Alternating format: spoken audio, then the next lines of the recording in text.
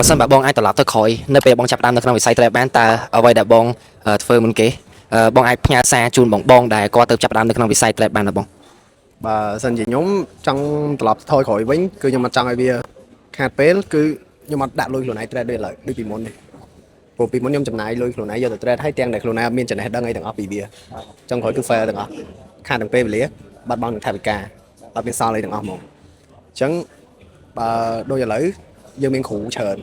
មានគេអ្នករៀនគេមានចំណេះដឹងផ្នែកខាងនឹងស្រាប់ច្រើនបើចង់ចាប់ផ្ដើម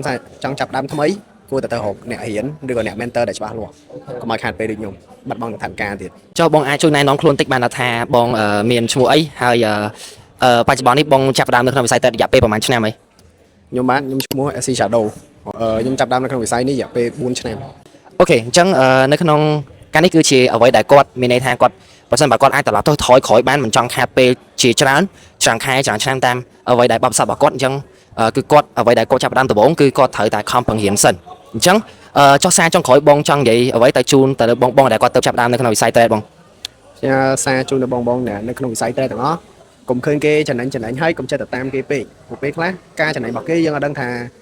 វាជាលុយអីទេបើយើងយកលុយឧទាហរណ៍យើងយកលុយចាំបាច់យកទៅ trade គឺអត់ល្អមែនតើគឺខ្ញុំណែនាំអញ្ចឹងហ្មងគឺហាមយកដាច់ខាតហាមលុយចាំបាច់ដូចជាបើបងខ្លះអាចនឹងដូចលុយទៅដោះកូនេះអញ្ចឹងកុំល្អជាងបើយើងមានកញ្ចប់មួយសម្រាប់ investment គឺល្អមែនតើនៅក្នុងវិស័យនេះហើយ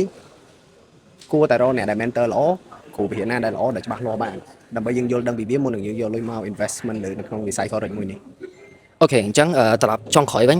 អ្វីដែលគាត់បានចែកម្លែកហើយនៅអ្វីដែលខ្ញុំបានធ្វើវីដេអូនេះគឺមិនមែនជាការណែនាំ financial